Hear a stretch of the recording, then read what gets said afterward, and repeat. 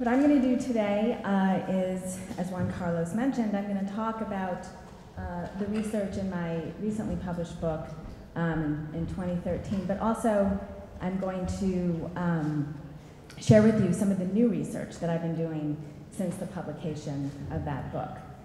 So the talk is really going to focus on the US case, on beliefs about inequality, opportunity, and redistribution, but I am going to try to add some of the more comparative dimensions that I've been working on since publishing the book. So that's one of the main directions of my new research.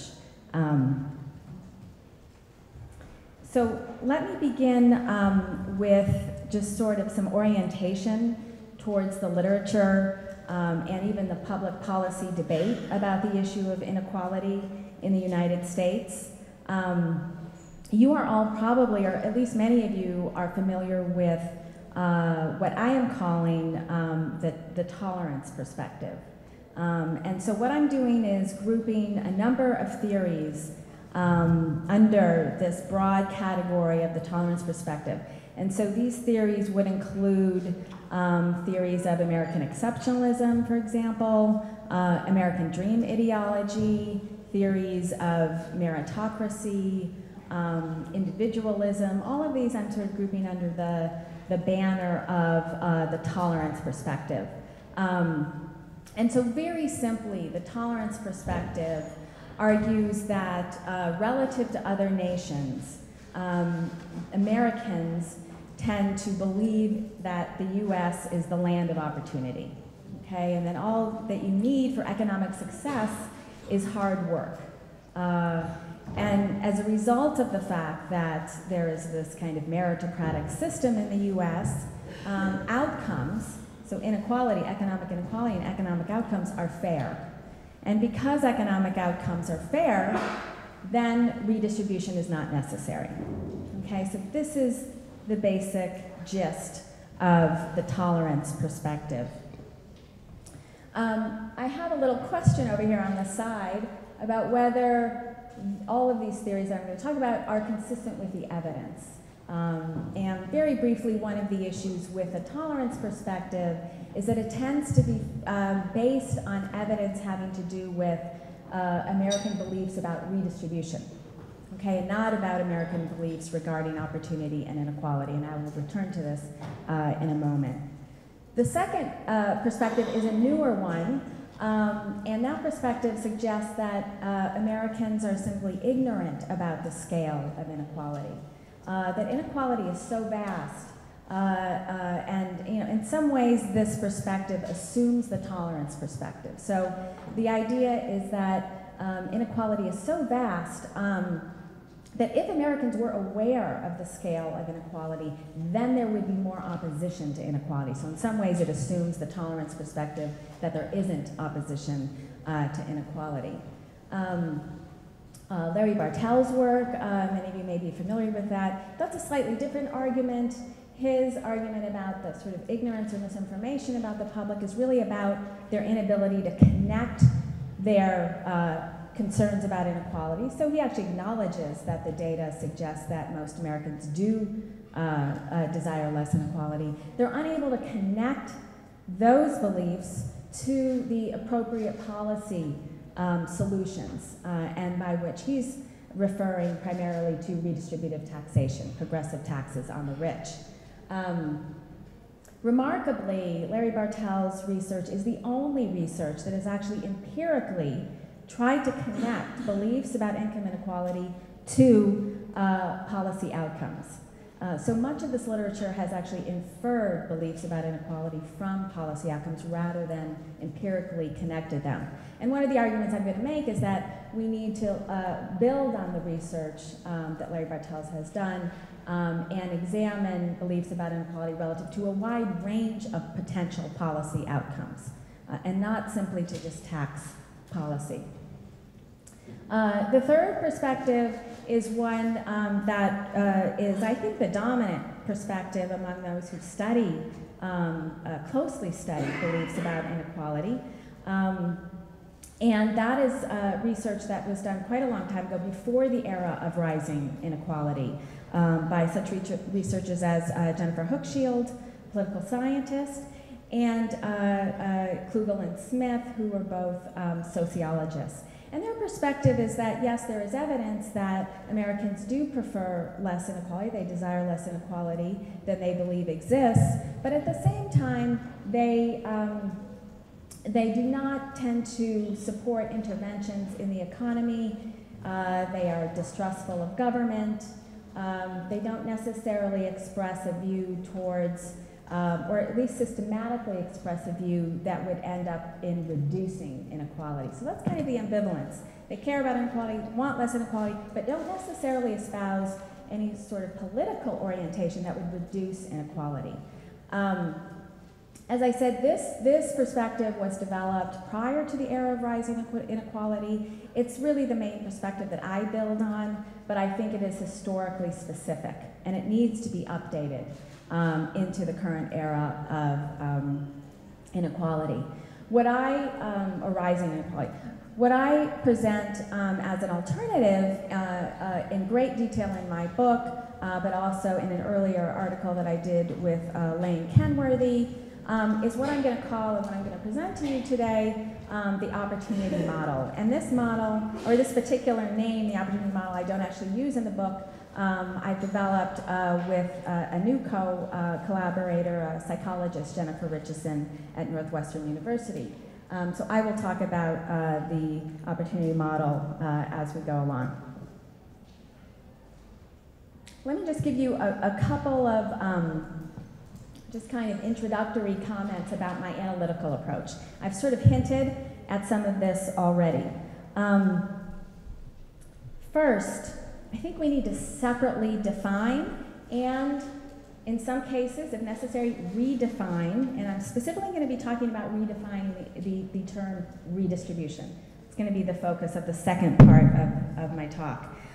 So we need to separately define or redefine, as the case may be, and measure beliefs about inequality, opportunity, and redistribution, and then empirically examine the relationships among them. That is, we cannot infer beliefs about inequality from the lack of support for redistributive policies, for example, or faith in the American dream, or support for the Tea Party, or the election of George W. Bush. All of these kind of, I would argue, quite distant indicators of beliefs about inequality and opportunity. We also need multiple measures of each of these concepts. I am not going to focus too much on the definitions of these. As I said, I'm going to try to focus in terms of redefining on redistribution sort of in the second part of the talk, but I spend a good deal of the book trying to define especially what we mean by opportunity, which is an extremely elusive concept like legitimation. The second point about my analytical approach in many ways echoes some of the themes from the extremely stimulating discussions yesterday about method and methodology. So my analysis is very much rooted in the local context of the US, the context of inequality in the US, and I focus on historical change over time within the US. So I have spent a lot of time trying to understand the US case. And I've used multiple methods, what I call kind of a thick description. Even though I'm a quantitative sociologist, I think I have a kind of qualitative sensibility, using various methods, including a very in-depth content analysis of media coverage of inequality and opportunity and redistribution from 1980 to the present. So trying to understand the US case on its own terms, and in some respects relative to this notion of a shadow comparison relative to Europe.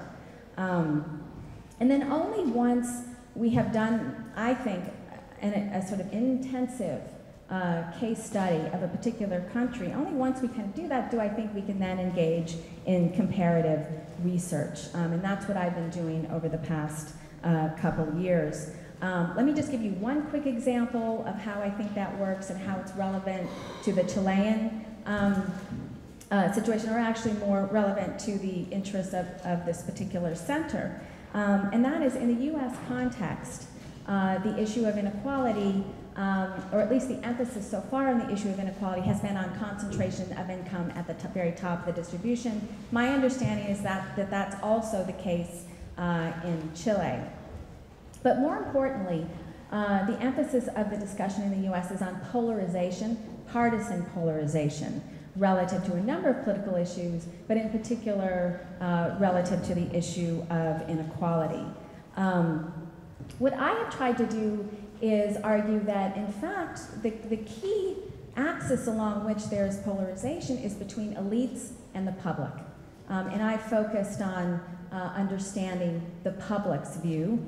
And even though I haven't used the word consensus or legitimacy or even cohesion, I have talked about the fact that the American public is relatively united around their interests for, or at least their expression for less inequality. So this conference has helped me to sort of think about a different conceptual language, perhaps, for some of the research that I've been doing that's trying to argue against the notion of political polarization vis-a-vis this particular issue. So I'm going to hope to provide some of the evidence for that. And let me just note at this point that I am going to lapse into the language of Americans think this and Americans think that. I apologize for that.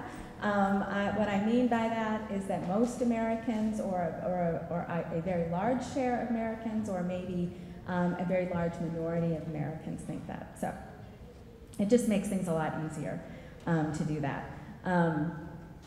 Okay, so let me quickly also tell you about the data that I'm going to be using in this talk, and then I won't refer to the particular sources again.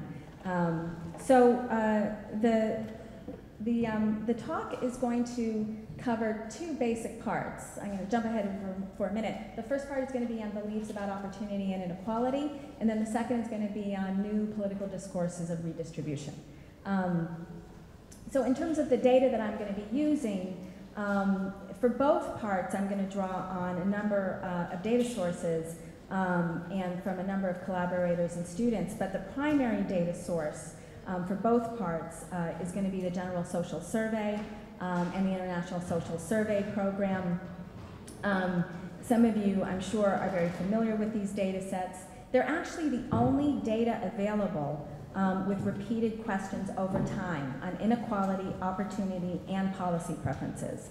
I'm also going to draw on analyses of data from a representative pilot survey of the top 1%ers in the Chicago area conducted by my colleague at Northwestern in the Political Science Department, Benjamin Page, and also a number of his colleagues. Larry Bartels is also working on this project, and I was able to insert a few questions from the GSS into this survey. It is a small survey, I will admit. It's a pilot survey, but it is a representative survey of the top 1% of wealth holders in the Chicago area. The third major source of data, again, a new sort of analysis for me since the book, and which I'm going to be drawing on at the very end of the talk, comes from new survey experiments, and new survey questions that I'm developing with a number of collaborators, both in the US, a psychologist that I mentioned, and also overseas so far in Sweden and in Denmark. And then I'll talk about a few public opinion polls as well. Okay, so first, beliefs about inequality and opportunity. So in this first chart, what we see is that roughly 2/3 of Americans today express critical attitudes towards inequality by agreeing or strongly agreeing that income differences are too large.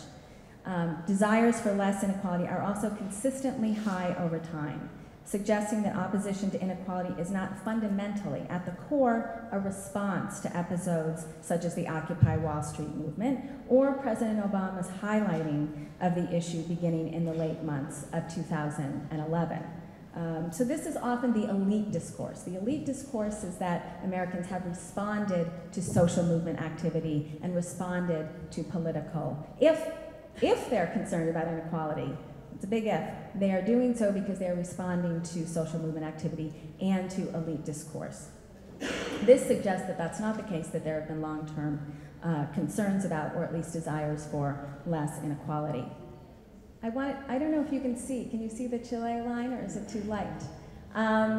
If you can see, I wanted to add a little bit of data on Chile. You can see that the US is not necessarily, Americans are not necessarily the most opposed to inequality relative to other countries. Chileans are much more likely to be, to desire less inequality, but also constant over time. Can you see it? It's up at about 90.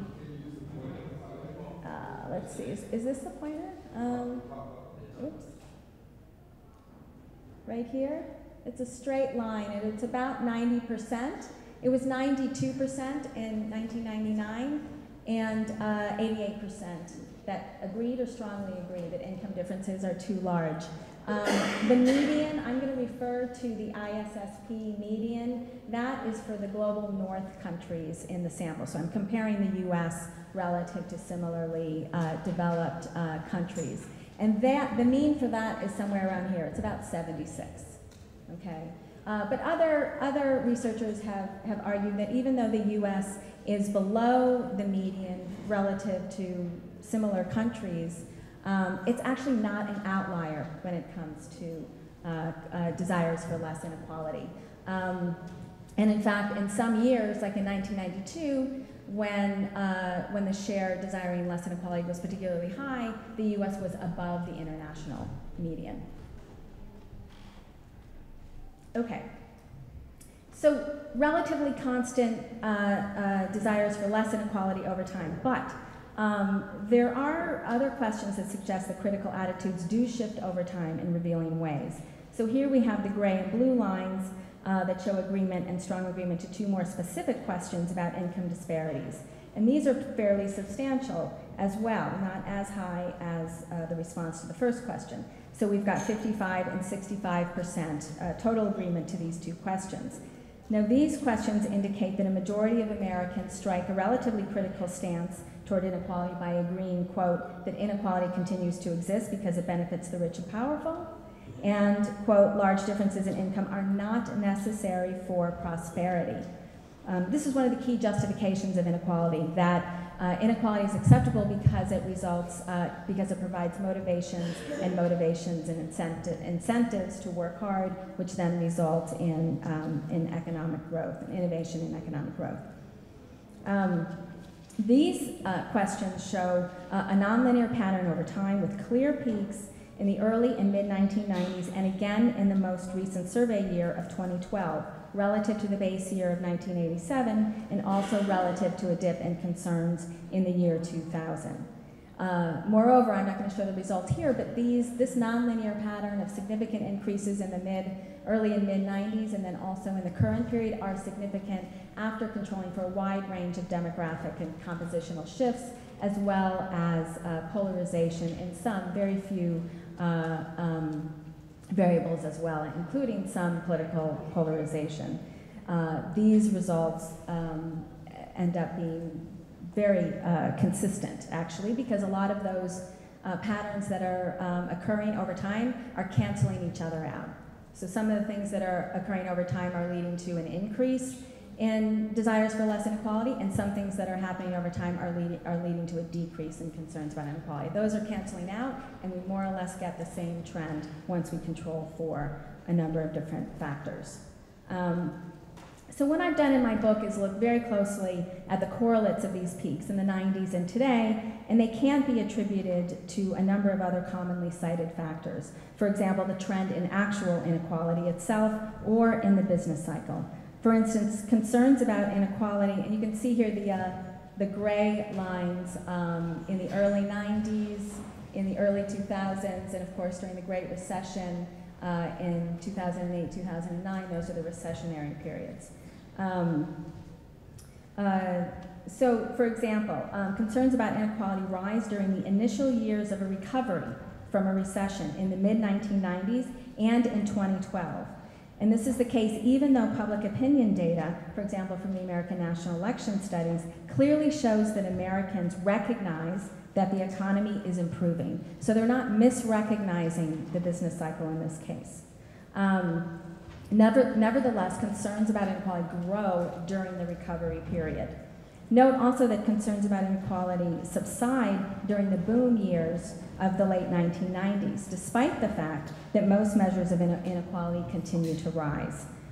So the boom years were in the late 1990s, and concerns about inequality decline at that point, despite the fact that inequality continues to be high, actual levels of inequality. So looking at this, as well as media analysis, a number of other considerations, what I conclude is that the peaks of concern emerge with perceptions of the consequences of inequality, the negative consequences of inequality, specifically its practical impact on economic opportunity, rather than with perceptions of the level of inequality itself.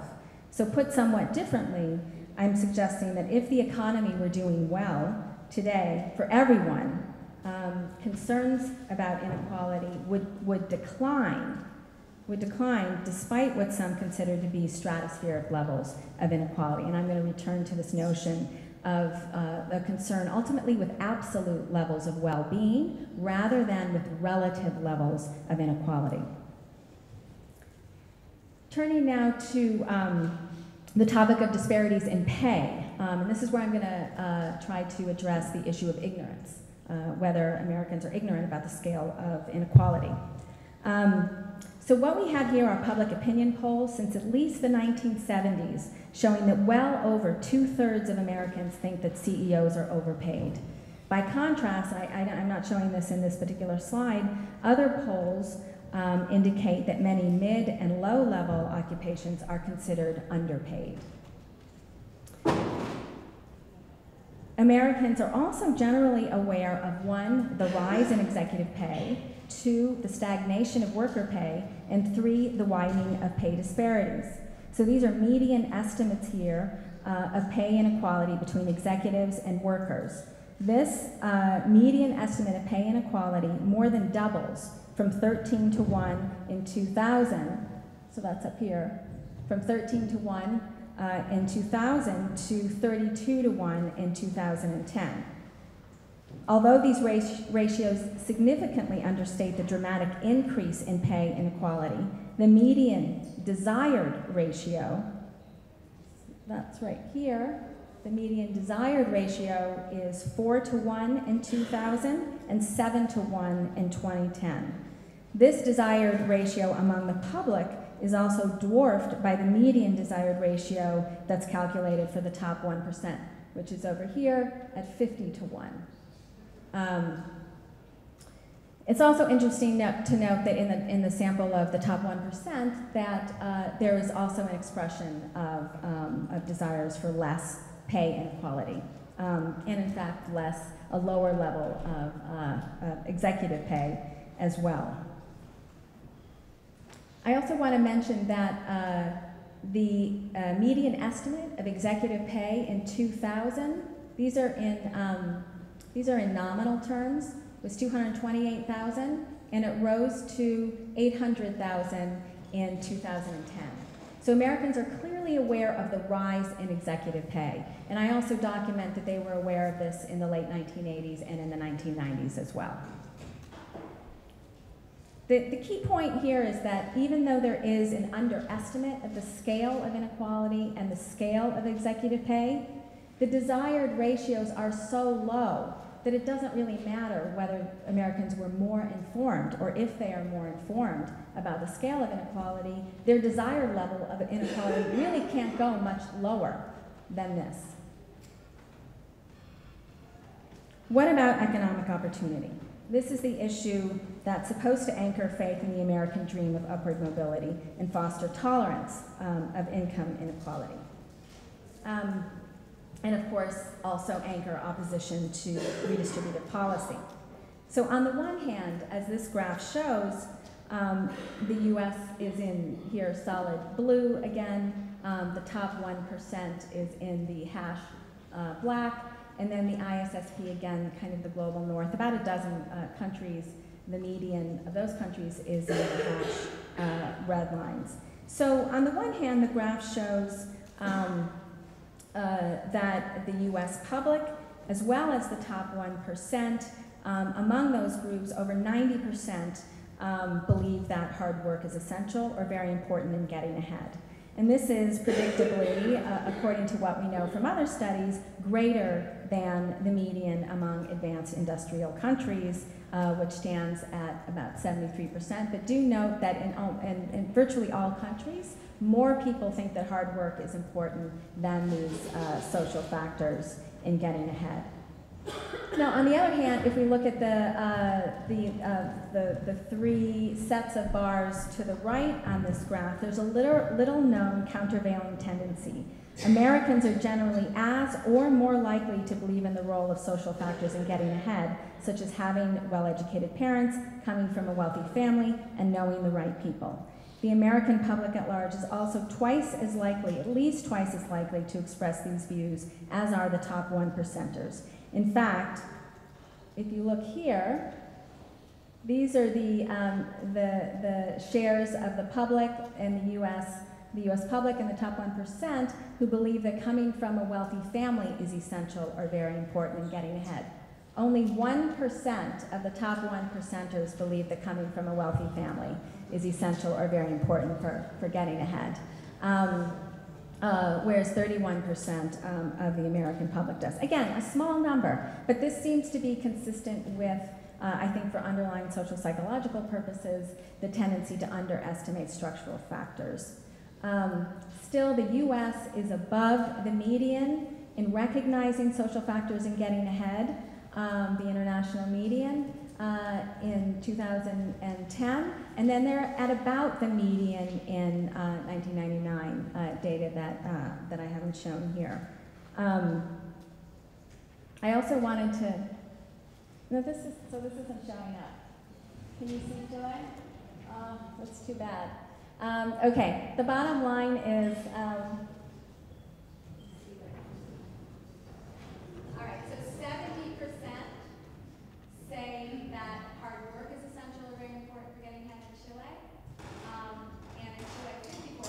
So in each case, this is 38% for Chile and 55%.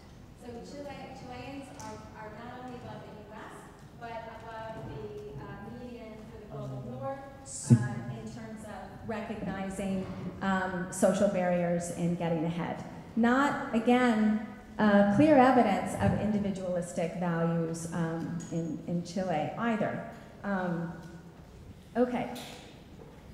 Lastly, regarding beliefs about opportunity, the degree to which people are satisfied with the opportunity for a person, so this is the quote, this is the survey question quote, the opportunity for a person in this nation to get ahead by working hard, unquote. The share of people who are satisfied has been falling for the last decade, from 76% in 2001 to 53% in 2012. So to sum up the first part of the talk, most Americans desire less inequality and have so for at least a quarter of a century. By some measures, intolerance of inequality is increasing and is significantly higher today than it was 25 years ago. After controlling for many factors, many Americans recognize that social barriers to opportunity are important, even more so than in similar countries, and much more so than elites, economic elites, the top 1%. And by some measures, such perceptions of limited opportunities have increased over the past decades. So I provide additional evidence in my book, and our new survey experiments are confirming this evidence, that concerns about restricted opportunities are related to desires for less inequality, leading to what we're calling the opportunity model of beliefs about inequality. Here, concerns about economic inequality are heightened by perceptions of inequitable growth, the top seeming to gain at the expense of the rest of society, jeopardizing the American dream of shared prosperity.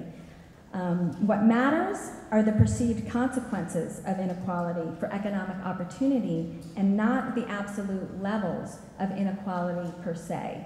And this is consistent with the previous era in which inequality was reduced. Most people thought during the post-World War II era, inequality was reduced through abundant economic and equitably shared economic growth in the post-World War II period. And so what I suggest that concerns about inequality then will result in preferences for opportunity-enhancing policies rather than directly redistributive policies. So that's what I'm going to turn to now, are the political implications of the opportunity model. So I begin with a quite fuzzy hypothesis and a few starting points. So the hypothesis is that political discourses of inequality are fragmented and evolving, but they're leaning towards a reduction in inequality. The starting points are first that we ought to derive politics inductively from public views, such as those outlined in the opportunity model, and public actions, such as minimum wage campaigns, rather than deriving them deductively from the two dominant academic redistributive models and the elite partisan approaches that embed these models. So what I'm going to do is describe these two approaches, the sort of conservative Republican and the liberal Democratic, and I'm going to talk about the pros and cons of these models before discussing alternative political models that would reduce inequality. So the first and more conservative model is that economic growth is all that's necessary to address current economic insecurities. On the one hand, the prescription of economic growth is reassuring to the public in its emphasis on creating precisely the kinds of job opportunities required to achieve the American dream, and that also fueled post-World War II prosperity. On the other hand, a prescription of economic growth alone does little to correct the skew towards the top of the distribution in good job opportunities that we've witnessed over the period of rising economic inequality. The second and more liberal model, again, has pros and cons. It's espoused by most Democrats and welfare state advocates. And it focuses on increased taxes on the wealthy as the main way to address current economic insecurities. Now, on the one hand, the prescription of increased taxes on the wealthy is reassuring, again, to the public in its emphasis on diverting funds from those who do not need them to those who do. On the other hand, there's a really serious transparency problem with this model. Exactly how are taxes, higher taxes on the rich, going to translate into greater educational and job opportunities for the rest of the population? On the basis of what history are Americans to put their trust in taxing the rich as the solution to declining opportunities? While in principle popular support for progressive taxes is often fairly high, above the 50% mark, such support tends to be quite fickle in the moment when it comes to very specific policy proposals and pieces of legislation, because the benefits of redistributive taxes are often not clearly conveyed. Now, turning to the second point here about developing a more comprehensive and pragmatic approach to politics, what I think we need to do is move in this direction of understanding the pragmatic response to inequality, rather than kind of the ideological definition of redistribution in politics. And so I think there are two themes that are missing from the two dominant ideological models of redistribution. And those two themes that are missing are labor market redistribution and education. And I'm going to focus here on employment opportunities and educational opportunities. So labor market redistribution. This simply refers to any action that reduces disparities in pay and earnings in the labor market. So widely discussed examples are unions and the minimum wage. And as the list in this slide indicates, there have been many efforts in recent years on both these and related fronts to lift the bottom. Okay, so you have anti-Walmart campaigns. This is, I think, touching on some of the issues raised yesterday around collective action, protest, contentious politics, anti-Walmart campaigns, minimum wage, living wage, wage theft campaigns, fast food worker strikes for high pay, family leave campaigns, a number of different campaigns that are quite fragmented, and they're happening at the local level. In fact, one of the most common observations about the results of the last election just a few weeks ago, was that Republicans were elected to the governorship of many conservative states, while at the same time the publics in those states passed legislation to raise the minimum wage. And this is the first time that there has been considerable attention to this, what is considered a contradiction. And what I'm suggesting is very consistent with the kind of local fragmented politics of inequality, and I will say a little bit more about that as we go along. Now, note also, though, that in the era of soaring top-end pay and stock market returns, and keeping in mind the public's desire for radically reduced executive pay, there are plenty of other strategies to redistribute earnings from the top to the rest. And here I'm just giving a few examples, for example, from the US as well as other countries, such laws as binding or unbinding say on executive pay, a binding law in Switzerland, an unbinding law in the United States.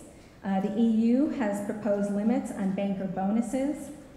And in the US, the Dodd-Frank bill also stipulated that public corporations have to disclose executive pay, and they have to disclose the executive to median pay ratios. This was just implemented a year ago, even though the legislation passed in 2010, because there was enormous resistance by businesses simply to the disclosure of executive pay and executive pay ratios. More generally, economic sociologists here, if there are any of you here, will recognize that what we're talking about here is the reintroduction of, quote, equity norms in the corporation. The need to engage in what some have called the private politics of redistribution within the increasingly dominant private sector, as Sally Blount, who's the dean of the Kellogg School of Management, indicates in this quotation. The business has evolved to be the dominant social institution of our age, and yet it falls short in its potential to serve global society. I also don't want to appear overly optimistic or naive about the role of business, and I'm going to present some evidence, some new research that I'm doing on the public's view about business's role in reducing inequality that I think is very consistent with this view. But what's been labeled inclusive capitalism that benefits the middle class as well as the upper class implies a rejection of the notion that economic growth is sufficient to reduce inequality, that equitable growth is required.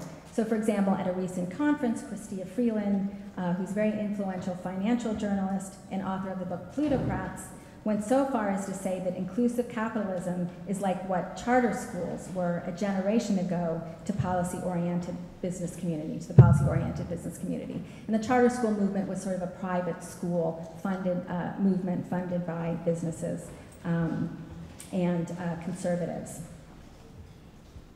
A second theme that's been missing from the dominant models of income redistribution but is emerging in the everyday politics of redistribution is education. And I think this is potentially very similar to what is occurring in the Chilean context. Again, well before the Occupy Wall Street movement, as well as New York City Mayor Bill de Blasio's populist anti-inequality mayoral campaign, several states, shown here is Oregon, passed measures to raise taxes on the affluent in order to fund popular services such as education, healthcare, and public safety.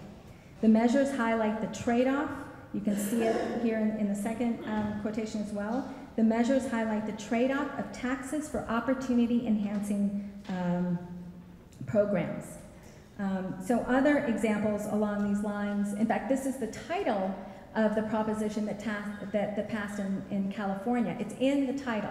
Temporary taxes, also the taxes are temporary, to fund education, guaranteed local public safety funding, and then there was a constitutional amendment that was included as well.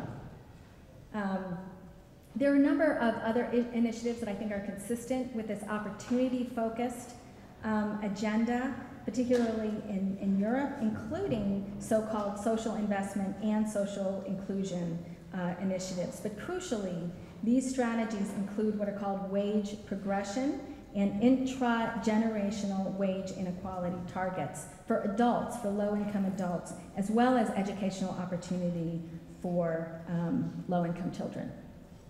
Okay, what I'd like to do now is just suggest that we need to move from an economic growth to an equitable growth model to revise the conservative approach, and for liberals to move from a taxing and spending approach to a taxes for opportunity approach. And I'm going to skip this for now. This is very consistent with what I consider to be a civil rights approach to reducing inequality and expanding opportunity. But I don't have time for that.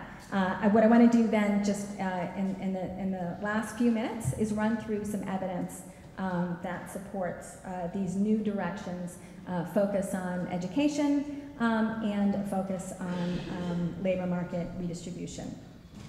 So first, we can see evidence of the opportunity model in trends and policy preferences over the same period in which we saw that there were increases in critical views of inequality. So this is research that I first started with Lane Kenworthy and then is updated in my book. We show that most traditional redistributive policies, this is just one example, should government reduce the gap between rich and poor.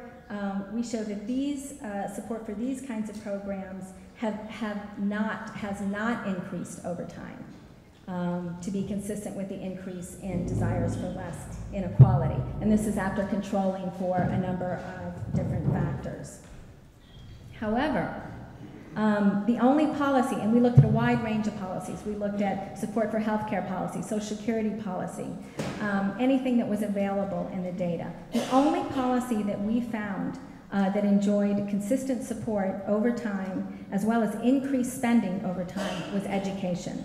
Moreover, this issue and support for greater spending on education is now significantly tied to beliefs about inequality.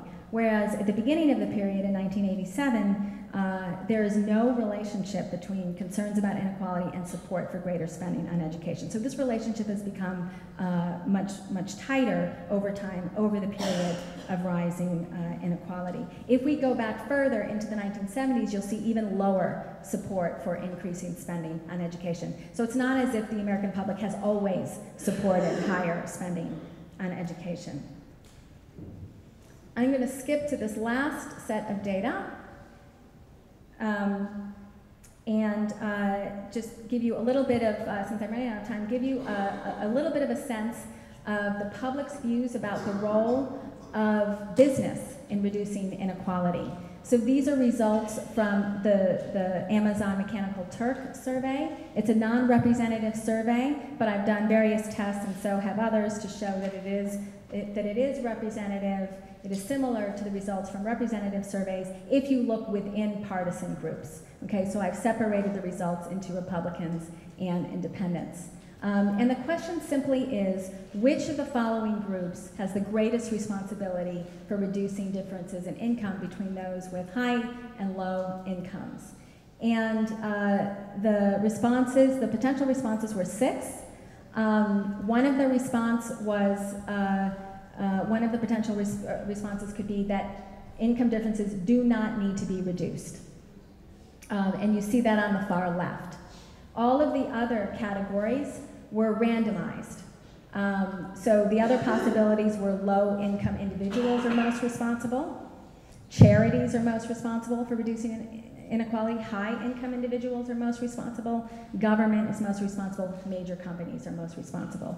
And what we find among both Republicans and independents is that the modal category is business. That 19% of Republicans do say that inequality doesn't need to be reduced, 21% do blame low-income individuals themselves, but by far the strongest group, or the strongest sentiment, is that business is responsible for reducing inequality. When we look at independents, a total of 72% believe that either government or business is responsible for reducing inequality. So once again, we're giving people the option to say that inequality doesn't need to be reduced. And people are not, by and large, selecting that option. Okay, so my conclusion is, for the US case, is that it's the absence of political and economic innovation and leadership that's the primary obstacle to reducing inequality, not public views or public ignorance. The politics and economics of reducing inequality are not straightforward, they're not conflict-free, but with public support, they can reach beyond conventional strategies. And there's virtually in fact, there is no research on the role of business institutions, for example, in reducing inequality, and that's what we're starting to explore with the new research. Finally, comparative implications. Some are methodological that I spoke about earlier. The need to distinguish between elite and public views. That doesn't seem to be something that needs to be said in this particular group, but it's extremely important, I think, in the US context, and there are a number of scholars who are beginning to do this, such as Martin Gillens and Benjamin Page. We need to measure concepts directly and in multiple ways, using a case study, preferably over time, looking at changes over time in views about inequality before we move on to a comparative approach. And I can talk more about why I think the comparative approach is problematic in the absence of deep kind of contextual case study knowledge. Theoretically, I didn't have a chance to talk about the civil rights framework, but we need to root our theories in public views. And the public views suggest that views towards class inequality are very similar to views towards racial and gender inequality. So I use research on gender and racial inequality and views about reducing gender and racial inequality to actually inform the strategy that I've suggested here that the American public has taken to reduce inequality.